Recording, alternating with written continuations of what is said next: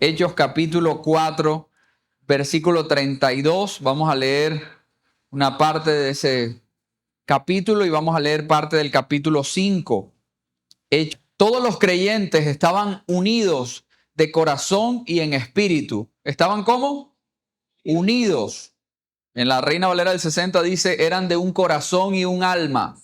Estaban unidos de corazón y en espíritu.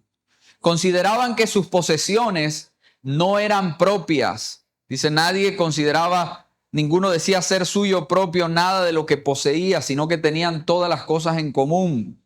Dice, compartían todo lo que tenían, dice la Nueva Traducción Viviente.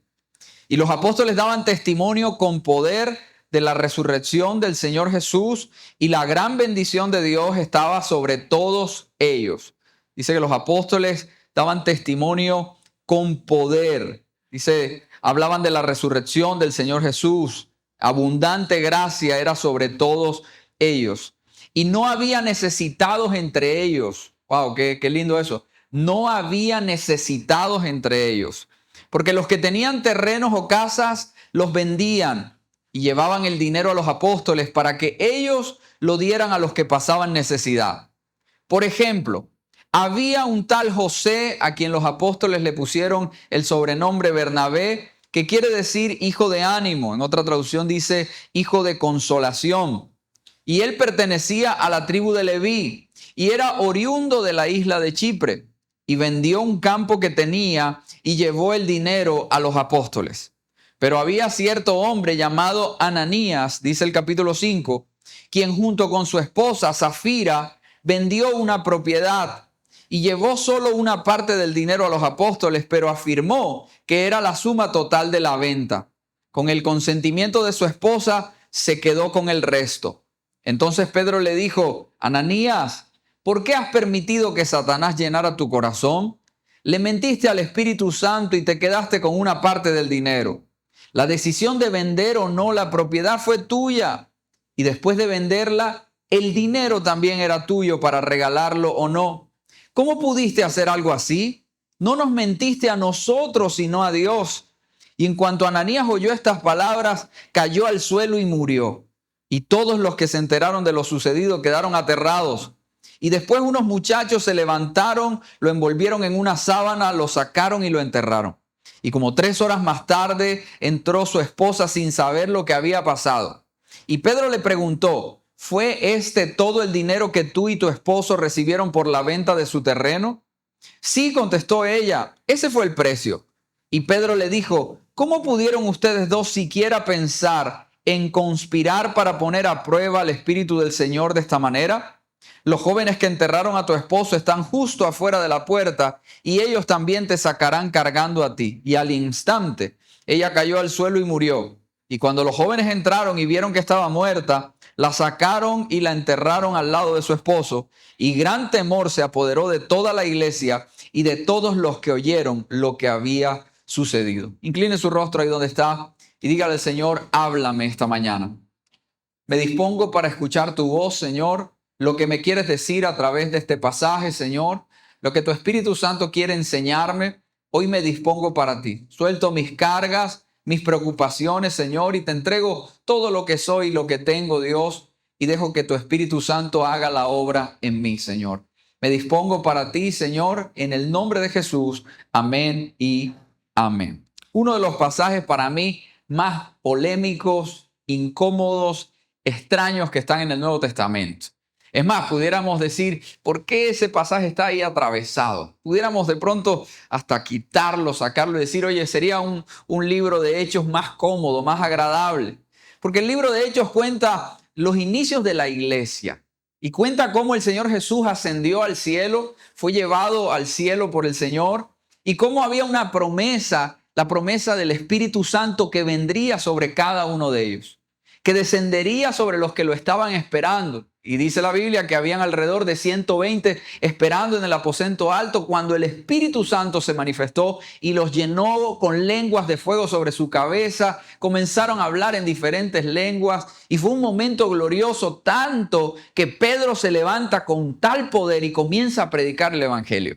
Dice la Biblia que en esa primera predicación se convirtieron alrededor de 3,000 personas. O sea, de un momento a otro, de ser 120 que estaban anhelando la promesa del Espíritu Santo, pasaron a ser más de 3,000 personas. Y dice la Biblia también que Pedro en su segunda predicación se convirtieron alrededor de 5,000. O sea, en el lapso de una semana ya eran más de 8,000 personas profesando la fe en Jesús, creyendo en Jesús. Eso era impresionante lo que estaba pasando. Dice que había señales, había prodigios. El Señor respaldaba con poder a los apóstoles. Y dice algo que acabamos de leer, que todos los creyentes estaban como unidos. ¿Estaban como?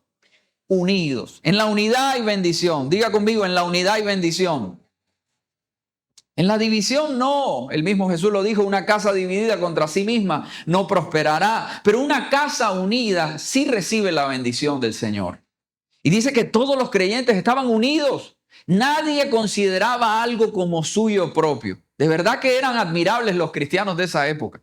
Me parece impresionante poder tener esa capacidad de decir, lo mío no es mío, lo mío es de todos. ¡Wow! Y sabes, vamos a hablar un poco de eso ahora porque dice que ellos compartían lo que tenían. No había necesitados entre ellos. A mí eso me parece impresionante, impactante, grandioso. Porque usted y yo estamos en un tiempo y en una época donde a todo lugar donde vamos hay necesidad.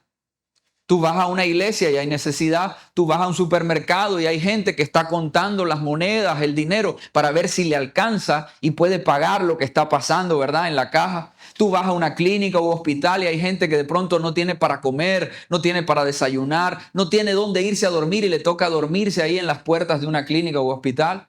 Tú en tu trabajo te encuentras con personas que de pronto no les alcanza el dinero, tienen muchos compromisos. Tú estás rodeado, yo estoy rodeado de gente en necesidad. O de pronto alguno de nosotros estamos en necesidad. ¿Alguien dice amén a esa palabra? Y escúchame muy bien. Alguien dirá, pero pastor, todos tenemos necesidades. Y cada quien está luchando por sus propias necesidades. Cada quien está batallando para poder resolver sus problemas, para salir adelante. Porque me pide ahora que yo piense en las necesidades de otros. No puedo. Y escúchame bien, Dios quiere hacernos 4 preguntas esta mañana. Y las escribía de esta manera y si las puedes anotar, anótalas. La primera, ¿qué tienes que puede bendecir a otros? ¿Qué tengo que puede bendecir a otros? Lastimosamente minimizamos o simplificamos el poder bendecir a otra persona solo a través de algo material. Y pensamos que bendecir a una persona es solo a través de darle un billete o algo de dinero a alguien que de pronto lo está necesitando. Pero tú y yo tenemos algo más que lo material. El apóstol Pedro y el apóstol Juan también en el libro de Hechos de los Apóstoles dice que ellos un día le dijeron a un cojo que estaba ahí, un paralítico que estaba en la puerta del templo, y le dijeron, no tenemos ni plata ni oro, pero de lo que tenemos te damos. Y ¿sabes algo? Eso lo tenemos cada uno de nosotros aquí. Tenemos al Espíritu Santo de Dios dentro de nosotros, pero no lo estamos usando para bendecir a otros. Vuelvo a preguntar, ¿qué tengo que puede bendecir a otros? El Señor ha puesto dones, talentos, capacidades, habilidades. Hemos podido adquirir conocimiento, hemos desarrollado diferentes dones y talentos que pueden ayudar a otras personas, pero no lo estamos haciendo. Y el ejemplo de los cristianos del libro de Hechos nos muestra que ellos estaban dispuestos a ayudar y a bendecir a otras personas. Dice que los apóstoles repartían a cada uno conforme a su necesidad. Algunos necesitaban menos, otros necesitaban más, pero ellos daban una administración correcta al dinero que recibían. Pero lo lindo es que todos los creyentes estaban unidos de corazón y espíritu, de corazón y alma. Ellos decían, ¿saben qué? Tenemos que estar unidos porque en la manera que estemos unidos, en la medida que estemos unidos, a ninguno de nosotros nos va a faltar.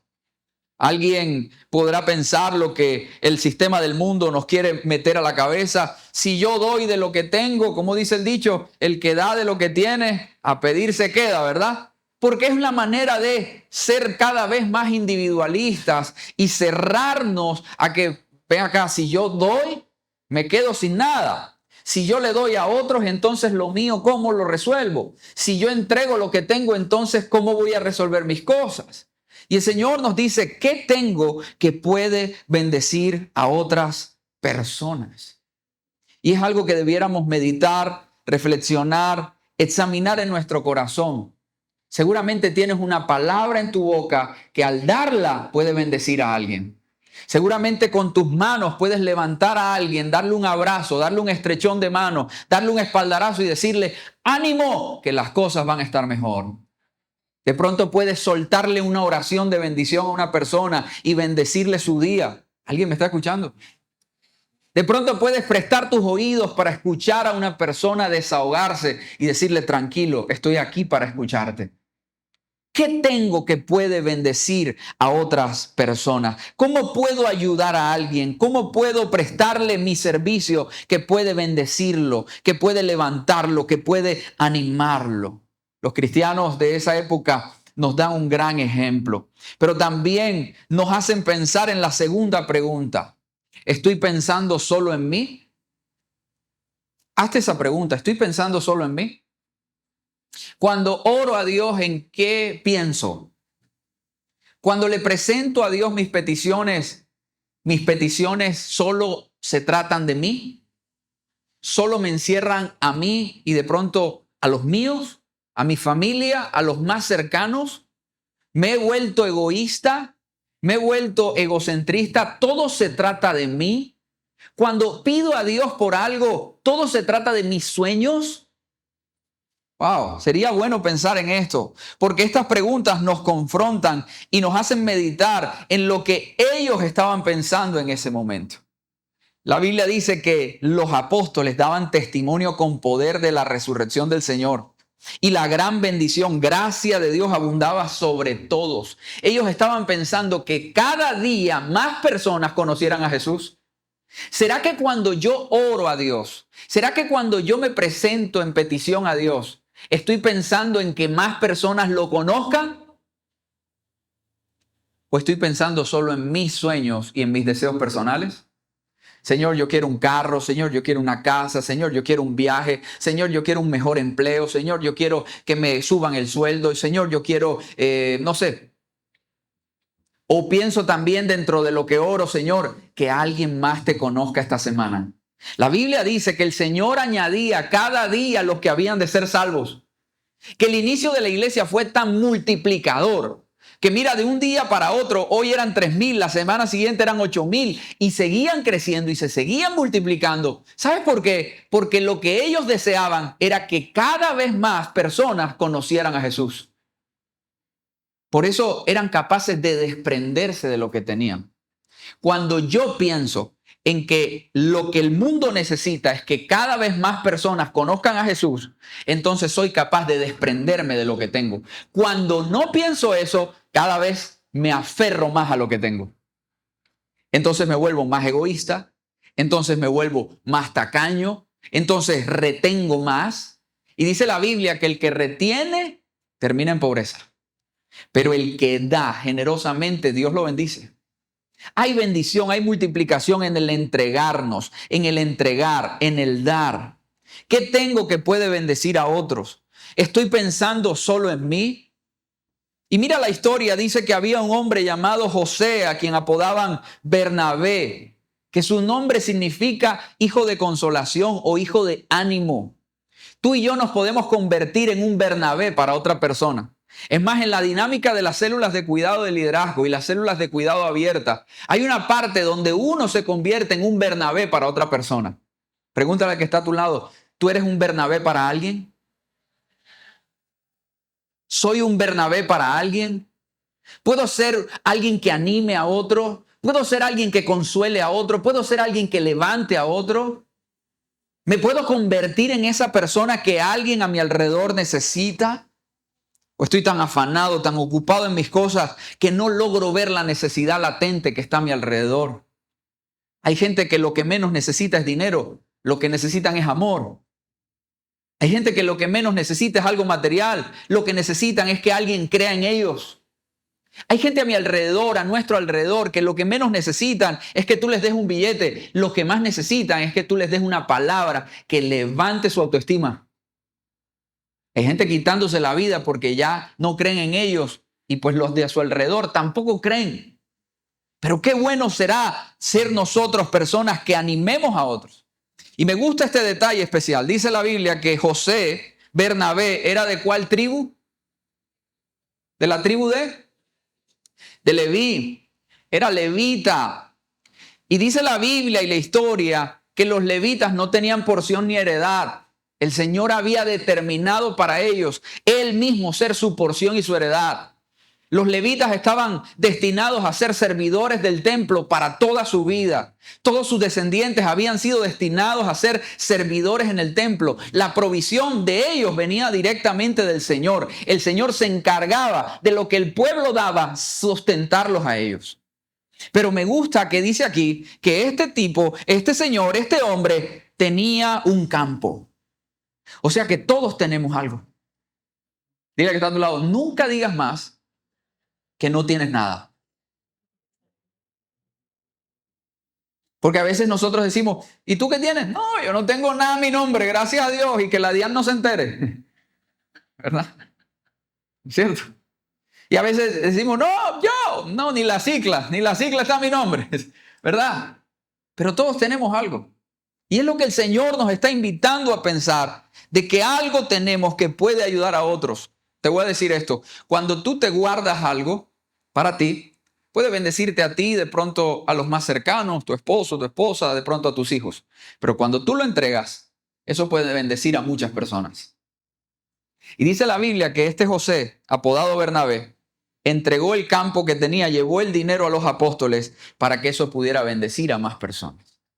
Ahora, entra no solamente Bernabé, sino que ahora entra en escena un hombre llamado Ananías y una mujer llamada Zafira. Dile que está a tu lado, Ananías y Zafira. Ananías significa Dios ha dado gentilmente. Y Zafira significa hermosa. Es tremendo, mira ese nombre. Pero el detalle es que no importa cómo te llames, el detalle es cómo vas a terminar. Porque dice que Ananías y Zafira, esa pareja de esposos, se pusieron muy de acuerdo y dijeron, mira, vamos a hacer algo, Ananías.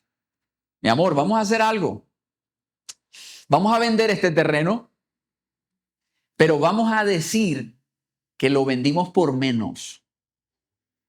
Nadie se va a enterar. Pedro ni se va a dar por enterado. Y ¿sabes algo? La tercera pregunta es la pregunta que Pedro le hizo a Ananías. Ananías, ¿crees que puedes mentirle a Dios? A mí me parece este pasaje súper incómodo. Porque yo siempre me he preguntado, pero el Señor, ¿por qué fue tan cruel? ¿Alguien se ha preguntado eso? ¿Por qué Dios no le dijo a Ananías, mijo, me estás mintiendo y yo me las pillo todas? No me vuelvas a mentir. No me vuelvas a mentir. Vete para la casa y no me vuelvas a mentir. Zafira, oye, Zafirita, no. ¿Tú crees que yo no me las voy a pillar? Me las pillé todas. Yo soy Dios, o sea, vete para la casa y no mientas más, por favor. No. Fue sumamente implacable, radical. Murieron al instante. Cayeron al piso muertos. Y tú dices, no puede ser. Si Jesús hace unos momentos, hace unos días, unas semanas, meses atrás, le había dicho a una mujer sorprendida en el acto de adulterio, vete y no peques más. Le dio una oportunidad de vida. Pero ¿por qué a Ananías y a Zafira no? Y pudiéramos decir, pero si estamos en la gracia, estamos en el tiempo de la gracia, donde el Señor perdona, donde el Señor da nuevas oportunidades. ¿Y cuántos sabemos que a Dios no podemos mentir? ¿Alguien sabe eso? Amén. ¿Cuántos saben que Dios lo sabe todo? ¿Y entonces por qué todavía creemos que le podemos mentir? Hice una confrontación y tú sabes que yo siempre digo esto, y confrontado solo no me voy a quedar. ¿Sabes algo? El Señor nos confronta preguntándonos hoy, ¿crees que puedes mentirme? ¿Crees que puedes tentarme? Pedro le dijo a Ananías y a Zafira, ¿ustedes cómo tan solo concibieron, pensaron, siquiera se les ocurrió creer que podían tentar al Señor, que podían engañarlo? Iglesia, de una manera muy específica, el apóstol Pedro le está diciendo a Ananías, por Dios, el terreno era ¿de quién? Tuyo. Y la decisión de venderlo era tuya, no era obligación. Y si la vendías aún, dar el dinero era decisión ¿de quién? Tuya. O sea, pero por Dios, Ananías, o sea, el terreno era tuyo y si lo vendías el dinero era tuyo también. ¿Por qué se te ocurrió pensar que podías mentirle a Dios? Porque es que el problema está ahí, iglesia. El problema está en creer que podemos mentirle a Dios, y le hemos mentido a veces en área financiera, pero también le hemos mentido en el área familiar, le hemos mentido en el área matrimonial, le hemos mentido en el área laboral, le hemos mentido en el área ministerial. Y de pronto decimos, no tengo, no puedo, no sé, no hay manera. Y siempre estamos buscando una excusa y creemos poder mentirle a Dios, porque como Dios es tan bueno y misericordioso, que nos da nuevas oportunidades, como Dios siempre perdona, como nosotros pensamos, y mira, yo pienso igual, gracias a Dios no nos va a pasar como Ananías y Zafira. Sí, que Dios nos guarde, ¿ah? Vaya, alguno aquí nos dé un infarto aquí, ¡pum! ¡Uy! No puede ser. Dios nos guarde de eso, ¿ah? Sí. Pero ¿sabes algo? ¿Por qué creemos que podemos engañar al Señor? Y a veces engañamos al Señor cuando le mentimos a nuestro esposo o a nuestra esposa, cuando le mentimos a nuestros hijos, cuando le mentimos a nuestros padres. Creemos poder mentirle a Dios cuando le mentimos a nuestros hermanos, cuando le mentimos al líder, al pastor, cuando le mentimos a los discípulos, a las ovejas, cuando le mentimos al jefe. Hay gente, mira, hay gente que el domingo ya está pensando en la mentira del lunes. Ay, ¿qué le invento al jefe que voy a llegar mañana tarde porque tengo sueño, mano? Pero le voy a decir que tengo una cita médica a las 9 de la mañana. Y sabes, iglesia, voy a decirte algo. El que vive en mentira es hijo del padre de mentira, y el padre de mentira es... Entonces, si yo vivo en mentira, yo soy un hijo de él. No te dé miedo decirlo. Porque si vivo en mentira, soy hijo del diablo, y si vivo en la verdad, soy hijo de Dios. ¿Cuántos no hemos echado mentiras alguna vez en la vida? Levante su mano. Y el que no la levanta es un mentirosazo, ¿verdad? Pero el mundo nos ha metido en la cabeza que podemos mentir y nada pasa. Nadie se entera. Son mentiras piadosas. Mentiras blancas. Hombre, ay, pastor, ni que usted no hubiera echado mentiras. Por eso te digo, esta es una confrontación para todos. Porque todos en algún momento del camino hemos mentido. Y al mentirle a otros le estamos mintiendo a Dios, y vivimos en una vida de mentira. Y vivir en una vida de mentira no trae bendición. Dile al que está a tu lado, no trae bendición. Vivir en la verdad, aunque duela, aunque cueste, porque hay gente que dice, no, pastor, yo mejor no digo la verdad porque eso duele. Y mejor que no duela. No, es que si digo la verdad eso puedo perder algo, y mejor no perder. Es que si digo la verdad eso cuesta, entonces no quiero pagar ese precio, mejor vivo en la mentira. Y así vive el mundo. Y nosotros, los hijos de Dios, debemos marcar la diferencia. Vamos a estar tentados todos los días a mentir. En cosas simples, en cosas insignificantes, en cosas pequeñas, en cosas irrelevantes, pero también en cosas grandes. Y el Señor nos invita a pensar hoy, ¿crees que puedes mentirle a Dios? ¿Crees que puedes tentar a Dios? El diablo quiso tentar a Jesús y Jesús le dijo, no tentarás al Señor tu Dios. Dios no puede ser tentado porque Él no tienta a nadie. Ananías tomó una decisión junto con su esposa y dijeron, vamos a quedarnos con una parte. Iglesia, lo dije en los 2 servicios de la mañana, tú y yo vamos a luchar toda la vida con este tipo de pensamientos. Y el enemigo va a querer sembrar esos pensamientos toda la vida. Pensamientos como este. ¿Por qué tengo que darle a Dios? Si Él es el dueño del oro y de la plata, ¿por qué tengo que darle? ¿Por qué Dios quiere que le dé algo? Pensamientos como, no, amor, eso es mucho. Entonces con tu esposo dice, no, eso es mucho, no des tanto, no des tanto. ¿Para qué tanto? ¿Para qué tanto? Y se nos olvida que todo lo que tú y yo tenemos se lo debemos a Dios. Que todo lo que tú y yo recibimos es porque a Dios le plació. Que todo lo que tú y yo hoy podemos alcanzar es porque Dios así lo permitió. Y aún lo que perdemos es porque Dios también lo permite.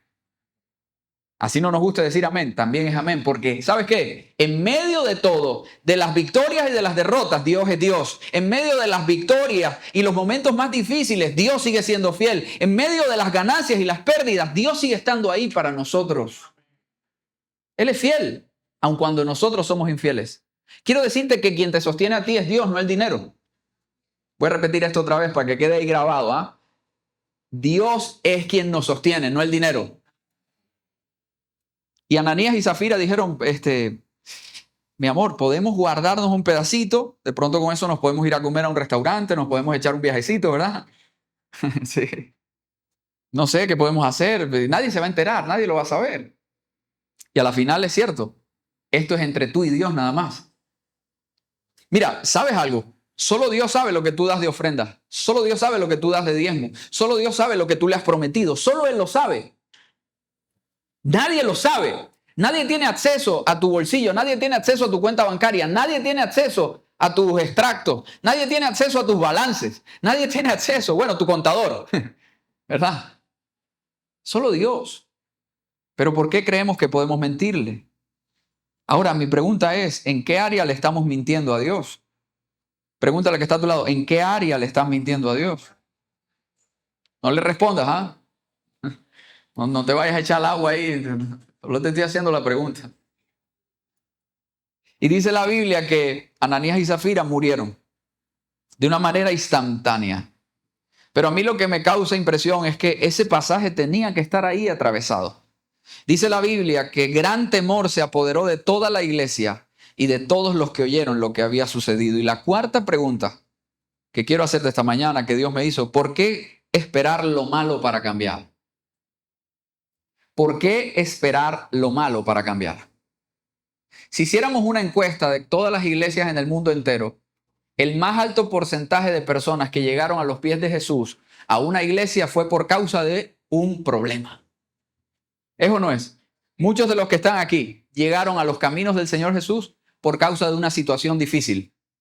Una enfermedad, una crisis en el matrimonio, un problema económico, un tema personal, se sentían vacíos, solos. Algo los hizo llegar a los pies del Señor, algo malo generalmente. No digo que todo fue así.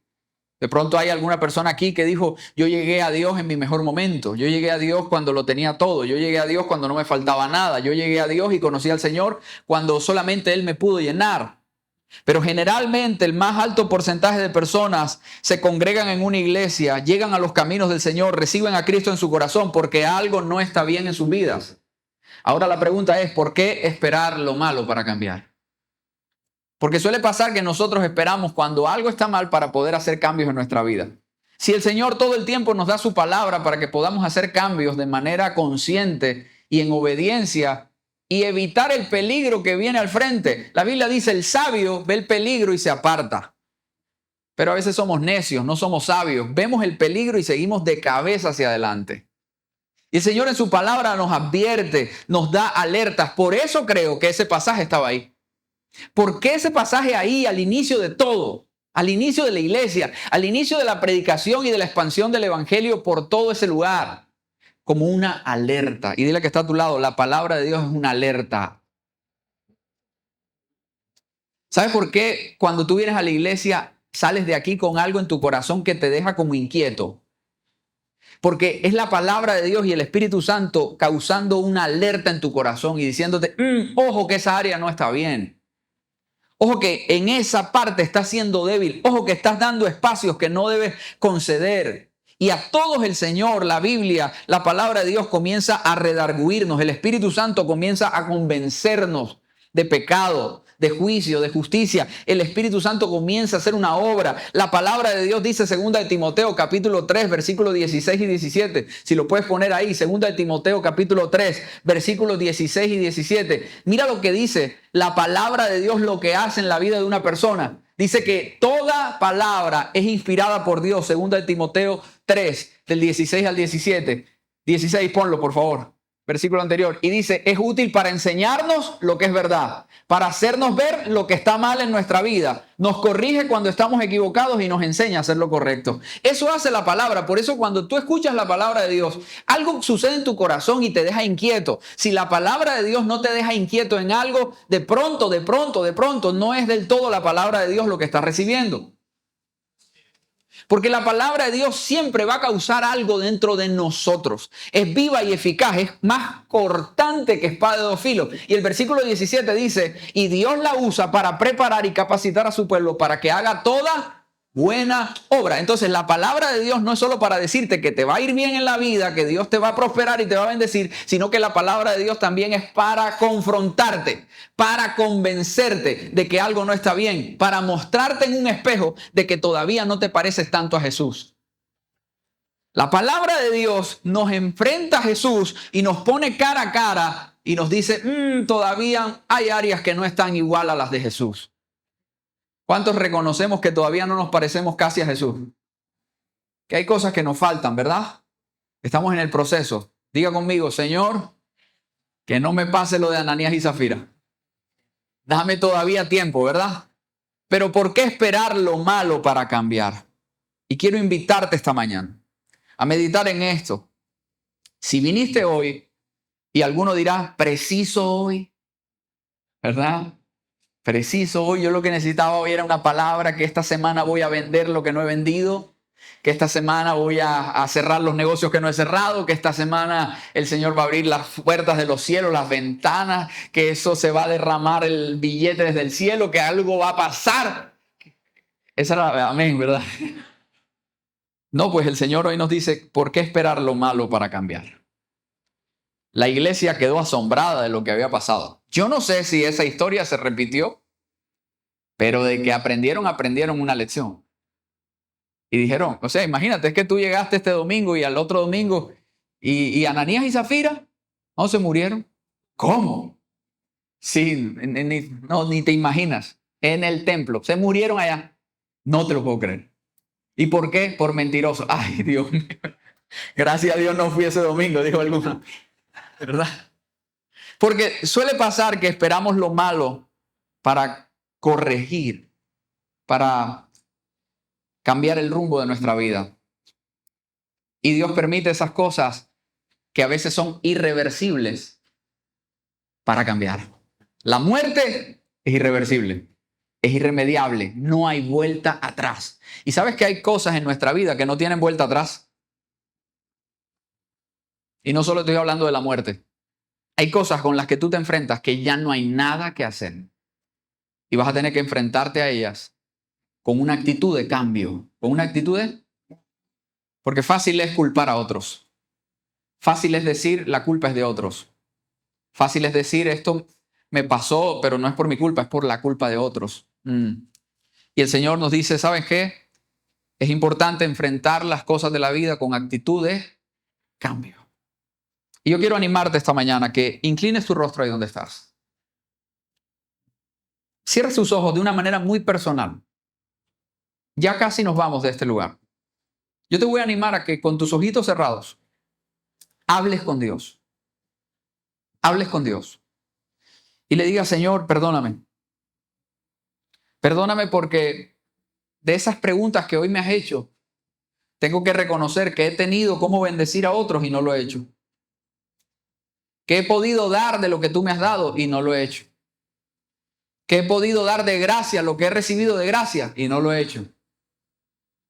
Perdóname cuando solo pienso en mí y en los míos, en mí y en mis hijos, en mí y en mi esposo, en mí y en mi esposa, en mí y en mis padres, en mí y en mis hermanos, en mí y en mi familia. Y estoy ensimismado, o sea, no nada más pienso en mis problemas, en mis necesidades, en mis situaciones. Y se me olvida que alrededor mío hay tanta necesidad. Perdóname, Señor, cuando he creído que te puedo mentir. Dígaselo a Dios con sus propias palabras. Perdóname, Señor, cuando he creído que te puedo engañar. Perdóname, Señor, cuando he pensado que tú no me ves, o que no sabes algo, o que no te has enterado. Perdóname cuando he creído que te puedo tentar, que puedo jugar contigo, Señor. Pero perdóname también cuando he llegado al límite de solo cambiar cuando ya no hay nada que hacer. De solo cambiar cuando ya todo está perdido. De solo cambiar cuando las cosas están mal. Perdóname, Señor. Yo te voy a dar un minuto para que tú hables con Dios y le digas, Señor, yo quiero cambiar. Y no quiero cambiar a las malas, quiero cambiar a las buenas. Quiero cambiar en mis mejores momentos, en mis mejores temporadas. No cuando llega la enfermedad, no cuando llega la escasez, no cuando llega la crisis, no cuando llegan los problemas. Quiero cambiar, Señor, cuando estoy bien, obedeciendo tu palabra, obedeciendo las escrituras, obedeciendo tus mandamientos, lo que me has dicho ya, Señor. Perdóname, Señor, perdóname y ayúdame. Y quiero invitarte a que si tú reconoces que hoy necesitas cambiar algo en tu vida, porque si no lo cambias, las cosas van a ponerse difíciles, van a ponerse peor de lo que ya están.